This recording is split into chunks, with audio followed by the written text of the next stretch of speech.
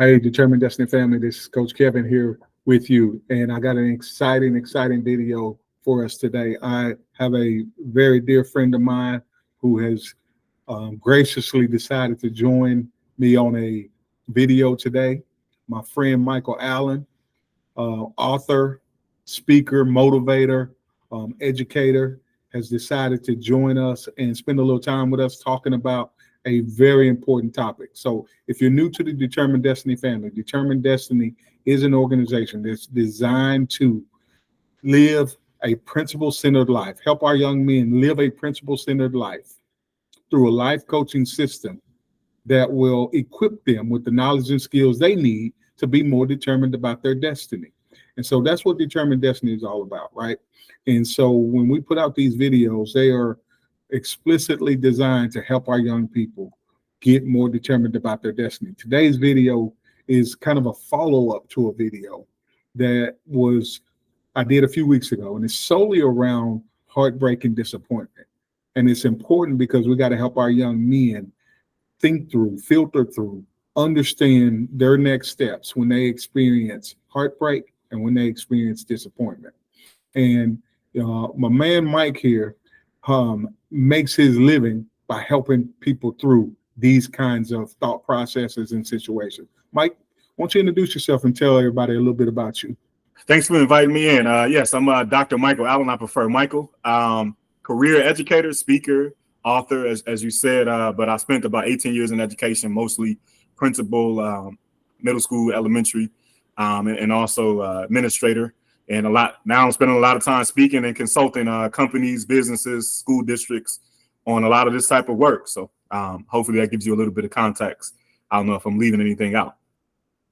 No, that's good. Why don't you tell the people, Mike, like where you are, how they can get in contact with you, if they wanted to have some follow up with you after this.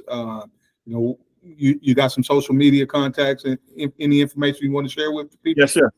So I would say the easiest way to get in contact with me is through email. It's brotherlylovebook, one word, at gmail.com, brotherlylovebook@gmail.com. Also on Instagram, we are The Brotherly Love Book. You can get in contact with me that way. And pretty much every social media platform is the same.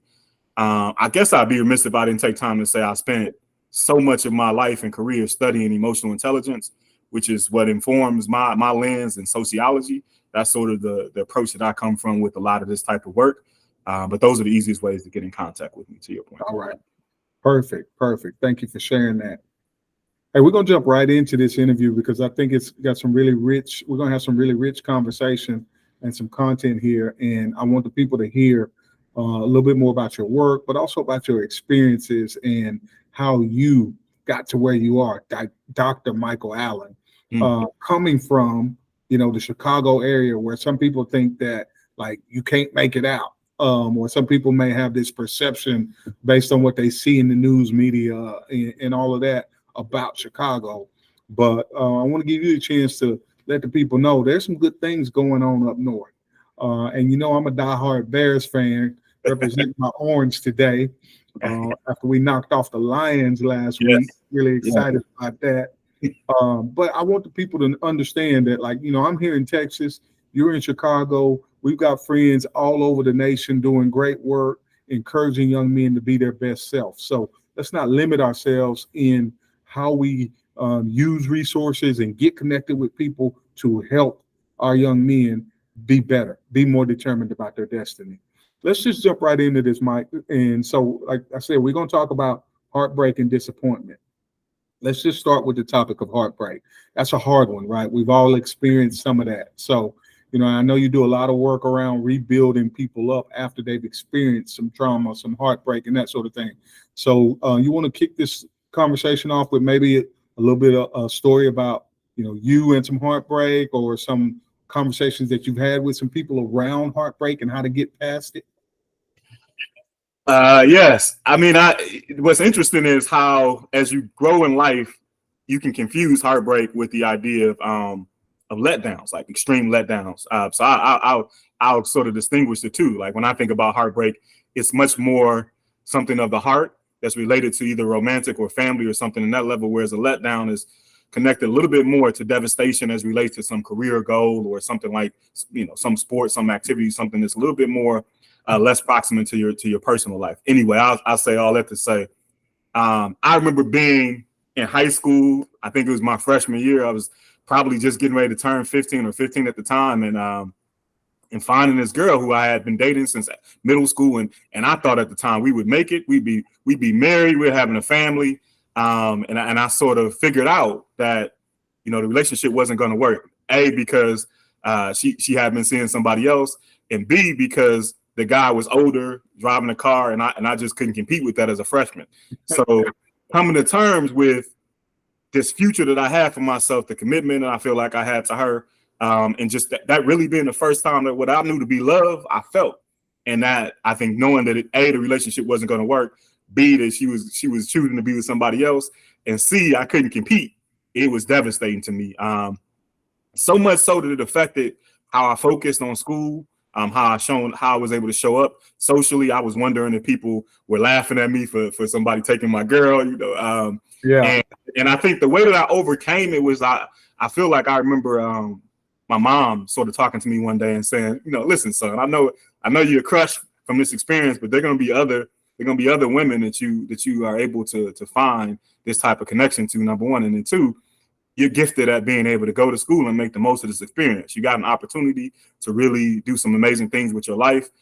Don't squander that away because of what you're experiencing in the personal right now. So I think for me, it helped me focus on my studies a lot more. I spent a lot more time in the gym, spent a lot of time exercising and things like that. And it really was my springboard into being a starter on the varsity football team by the time I was a sophomore. So that relationship devastation or heartbreak my freshman year is really the recipe for my success in my as a sophomore, I should say, playing on a football team. But that'd probably be my story, Kevin. Wow. I like that. I like the way you were able to take a true negative heartbreak situation and then use that to springboard you into a better person. And man, if we could all just kind of grab hold of that and be able to say, okay, I'm going to make lemonade out of my lemons. I'll take these lemons and make something better out of it. So when you talk about it, I know it was some time ago, but just kind of thinking back and remembering, and as you were talking, I was thinking about this as well, and remembering some of the emotions that you feel when you have that heartbreak that happens to you. Do you remember like the emotions that went along with that? And can you share a little bit about like the roller coaster ride that goes with those emotions? Yeah, thank you for coming back to that. So yeah, I guess what's important to know about how I responded to it is that there are a number of strategies and approaches that allow me to get from the devastation and the heartbreak to really finding myself and finding peace. But one of the pieces was first, and I think my mom encouraged me to do this, is feel the emotions, like lean into whatever you're feeling, all of the complexities of what's going on. Yeah. Because you'll know later that what life you have after that is actually connected to this. So sometimes your adversity prepares you for your success. But I remember feeling everything from disrespected to crushed, frustrated, to devastated, to anger, to embarrassment, and I was triggered, right? Like this idea of, I think the same feelings that I hadn't had resolved about my father not being there for me as a child are part of what was coming up for me in this relationship too, because again, I expected her at that time, even though it was misguided, to be there forever. So, but those are the range of the emotions that I think I felt. Probably more important than what I felt was that I had time to process through all these different emotions, and I could decide to say, all right, the anger and the frustration, why do I feel that, and how can I make sense of that? And then things like the triggers, that's a different bucket that's unrelated to this relationship. I still need to address that stuff that's related to the same letdown and pain that I had for my father's absence in my life, but in a different process, if you will. But that'd probably be my biggest piece. I like that. So, that anger and frustration, that's going to be there. And with our young men, a lot of times that's what people see. We might be experiencing some sadness or some disappointment, but what we show is the anger and frustration. And really, that's how we get pigeonholed, right? And I say we, obviously I'm catering to men of color initially, but it could be any young man. Like that's how we end up expressing ourselves and what people see, that anger and then that frustration, but we're really and truly masking some other feelings and emotions that we have going on. But I like the way you process that, and having a strong mom there to be able to talk you through that and encourage you. If you have not gotten my book, I want to encourage everybody to get my book, 10 Things Your Son Needs to Know to Be Successful. You can find that on Amazon. But in that book, I have it too, by the way. You do have it. I appreciate that. In that book, I talk about how it's important for parents, guardians, mentors, teachers to teach our young men to express themselves. And that's the way that we will get past that anger, that picture of anger. If I can express myself with words, teach them how to use their words, teach them how to say, yeah, my face looks this way, but I'm really sad. Why are you sad? Well, I'm sad because the girl jumped in the car with this dude and I knew there was no way I could match what he was offering her. So thank you for sharing that. So let's jump over to this other part. So that's heartbreak. And we talk a lot about that heartbreak. I remember, as you were talking, I was thinking about like, okay, when did I first experience heartbreak that I recall, right? And I think about like the time when my mom and dad split. And I was in between third and fourth grade, just finished third grade, getting ready to go to fourth grade. And my dad comes in and sits down with me and my brother and says, we're splitting up. And he asked me and my brother, what do y'all want to do? Y'all can stay with your mom or you can go with me. And in that moment, you're 9 or 10 years old. Like, how can you make a decision like that? Right. And that's when as I'm thinking back, I remember heartbreak. Like, you're telling me to choose between my mom and my dad at this age. And, as I think back about that, and I chose my dad, my brother chose my mom. And, even in that whole process, there's lots of heartbreak that happens there, right? Even thereafter. But when I think back on that, I think like we have to be so careful with our young men in the decisions we're asking them to make, the situations that we put them in. We got to be willing to talk them through it so that, heartbreak is going to happen. It's going to come. But like your mom did, talking you through that and helping you find the silver lining and helping you see past the heartbreak, I think is critical. So critical that we got to be intentional to do. So if you're listening to this, watching this, your takeaway is, yes, the heartbreak is going to happen, but there has to be lots of conversation that helps our young men see the silver lining and what comes after the heartbreak. And know that it's going to take time, and it's a different amount of time for each person. Like I remember I got over it a lot sooner than my brother did. And for different people, it's you can't put a timeline on when their heart is supposed to be healed, right? So let's jump into the next part of this discussion. This really, I think, on a lighter level, somewhat, and talk about disappointment. And so for me, when I'm thinking about heartbreak and disappointment, heartbreak, like you said, is a matter of the heart, the emotions, true deep down feelings. Whereas disappointment, in my mind, kind of a lighter scale, I wanted this to happen, but that didn't happen. Not so much as like, my girlfriend breaking up with me or whatever, but more so like, if I just use an example for me, like I wanted to be starting running back my sophomore year on varsity. Well, I didn't get to be starting running back until my junior year on varsity. And so, that's kind of some disappointment. I can work through that. But for you, as you think about like disappointment, and if you're talking to a young man and about disappointment, what does that conversation sound like? What's the connections that you make? How do you help them work their way through a level of disappointment? No, that's a great question. I appreciate you distinguishing between the two. Being vulnerable is the most important key, modeling that for them. So making sure they can see that they're not alone, they're not isolated in this space. we can understand and empathize with them, and so be a bit more vulnerable and open about the story. So for me, the one I like sharing, because most people like focusing on how we've gotten to where we are today, like the sunshine and the roses, but not the scars that they get here. But I remember, people like talking about how I graduated college early on the dean's list, raised my brother, but no one wants to talk about the first semester where I was struggling with being able to find myself in this new world. So by the end of my freshman year, first semester freshman year, my grades were pretty low, just under a 2.0. And that wasn't acceptable for student athletes at this university. Was really known for really smart and cerebral players. You said just under 2.0? Just under 2.0, yep. Man, you on borderline of getting kicked out of that thing. Yeah. So I literally received a letter from the dean. It came to my dorm room, not to the house. But it came to my dorm room, and I was basically on the verge. Those were my walking papers. If my grades didn't come up by the next semester, I was out of there. Yeah. But what was difficult, that wasn't that uncommon for athletes, because I basically was partying too much, and hadn't made the adjustment from how much I need to study. Long story short, they forced me to go into this class called Study Skills. VU Study Skills is what it was called. And I had to sit in this small class with about 7 people. Most of the folks had what I knew to be extreme issues. I didn't really understand that I had issues too.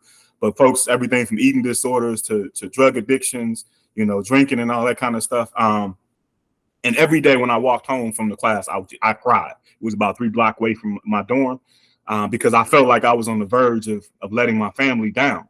And so again, I would call that more devastation and letdown. I let myself down. I let my family and my community down.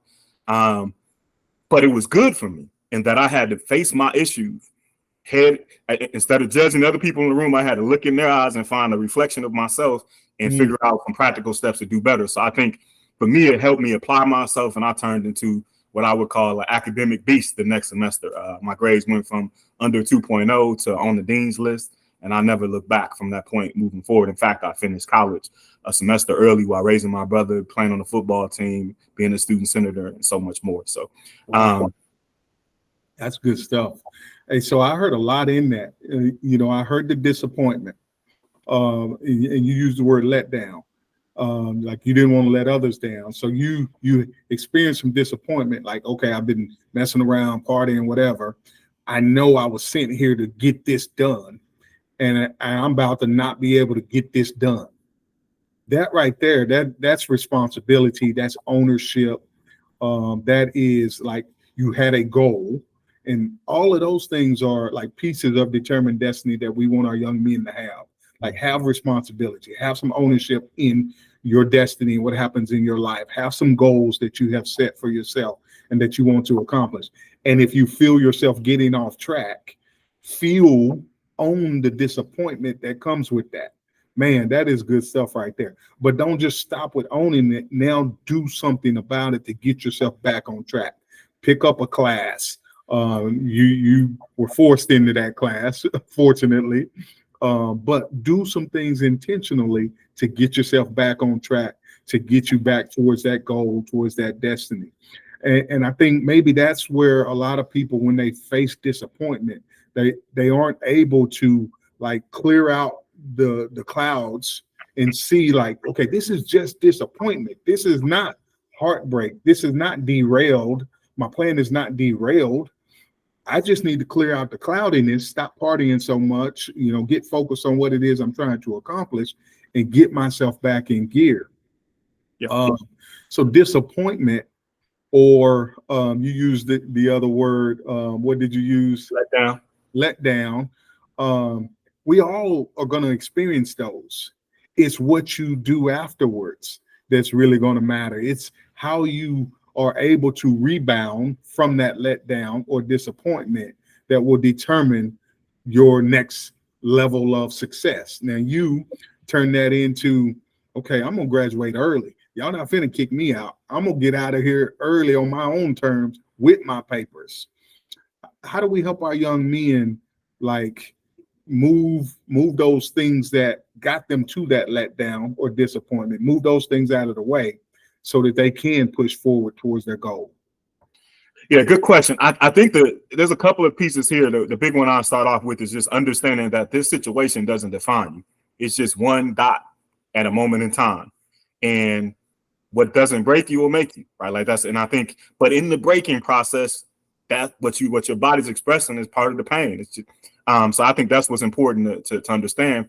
But in that, you have to find some practical, tangible things to help you grow. So the whole time, I had roommates or people who were across the hall from me in the dorm who were studying and doing what they needed to do and partying after they finished studying. Then I had people the second it hit Thursday and we didn't have anything going on, they were partying nonstop. So I think I changed. I was able to say, how can I do what I like doing, but I have to focus on what I have to do. So I always like to live by this adage that we do what we have to do to be able to get to do what we want to do. Yeah. We have to be able to get to do what we want to do.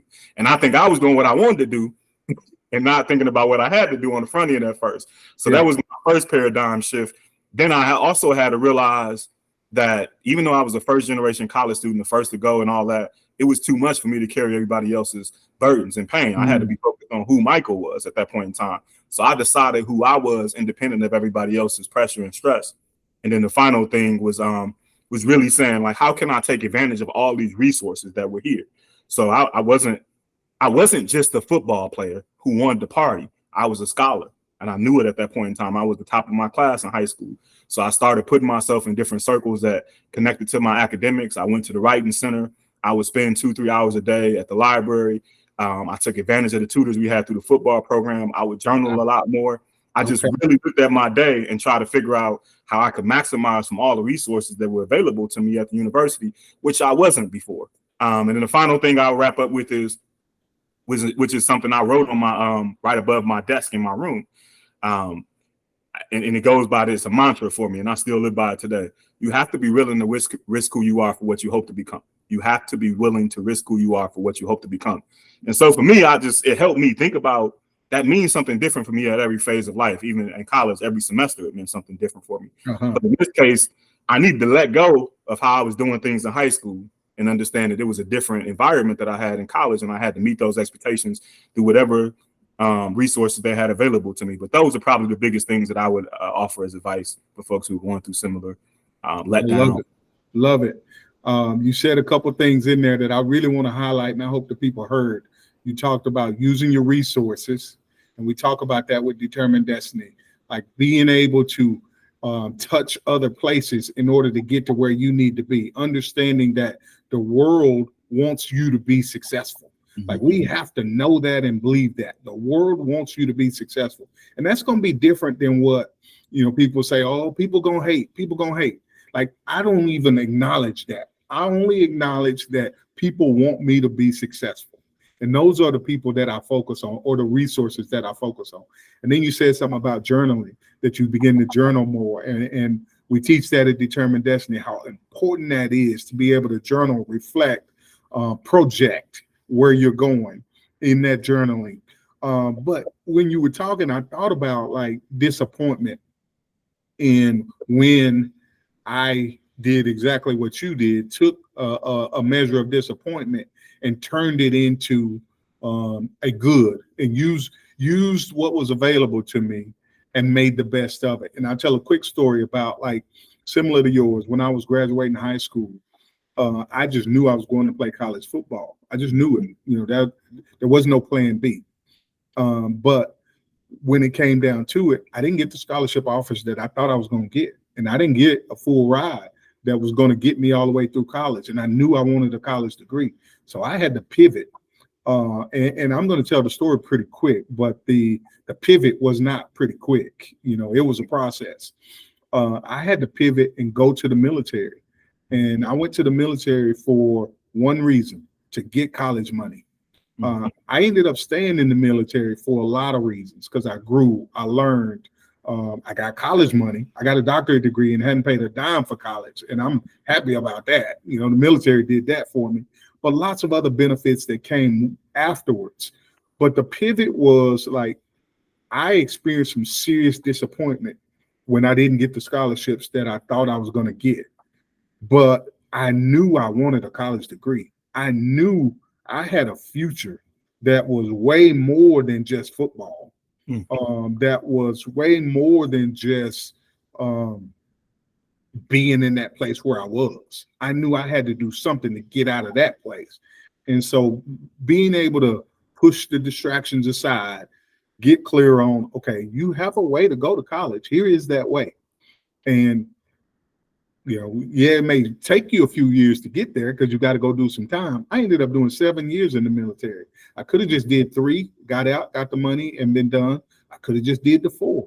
I ended up doing 7 because I was really enjoying it, learning and growing and developing some leadership skills and seeing the world on top of that. So I say all that to say, just like you said, when there's disappointment, you can't stop at the disappointment because there's a world of opportunity on the other side of that disappointment if you're willing to push through and get to that.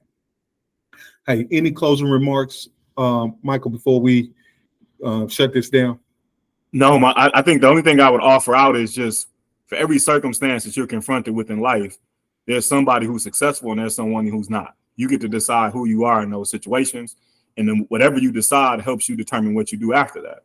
I think that's apropos to determine destiny and so much of the principles that I think you all are giving to young people, Kevin. So I'm just honored to be in this space. Glad I can be of service and support. Again, thank you, my brother, for taking the time to spend with us. Brotherly Love is the book. And tell people once again how to get in contact with you, Mike, if they want to. Yes, a couple of ways. So if you're interested in ordering a copy of the book, you can either do it through Amazon, just type in Brotherly Love, or go to brotherlylovebook.com. That's our direct webpage for the book. My direct contact information is brotherlylovebook@gmail, brotherlylovebook@gmail.com. Same social media platforms, The Brotherly Love Book through IG and so forth. Awesome. And this is Determined Destiny. If you have not hit the subscribe button, I want to encourage you to do that. We're going to keep pushing out great content every single week. We're going to go through a series here of where we've got some, what I'm going to call experts around living and getting to your destiny that we'll be talking to, starting with Dr. Michael Allen. Again, thank you for spending some time with us today, and look forward to talking to you soon, my brother. My pleasure.